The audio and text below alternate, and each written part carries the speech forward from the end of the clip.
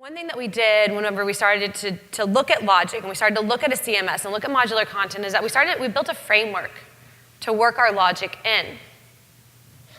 So when we started doing this 3 years ago, we started to talk about, we adopted marketing automation, which was really the catalyst to everything that we're doing today. And we started to talk about what does a customer experience look like, and how do we use this tool. We started to map logic. What I did was I printed out a piece of paper. It was like a legal size piece of paper. I put a grid on top of this piece of paper, and on one side I said if, and on the other side I said then. And I started to say, and one side I had assets on one side and assets on the other side. And I took this piece of paper and I got a pencil. And to be quite honest, I don't even think I owned a pencil at the time. I had to borrow it from my marketing director. But this was the most low-tech way to ever get started in high-tech.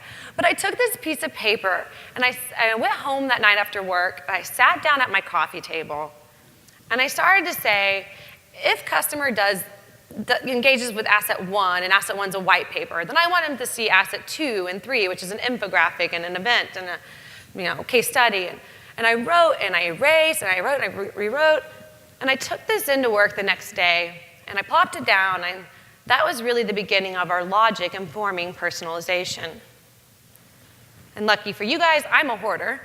And I still have this piece of paper from 3 years ago, and I have really horrible penmanship. But I actually have it if anybody wants to see it. But this was really it. It was a piece of paper, it was a pencil, it was a coffee table that really started us being able to map up to 2,000 customer experiences. It was through this manual work that we knew what to automate. One tip we definitely learned throughout our process over the last 3 years is you can't skimp on the manual work. It is through the manual work that you will learn what to automate. It's through the piece of paper and the pencil that you'll learn what you need to do.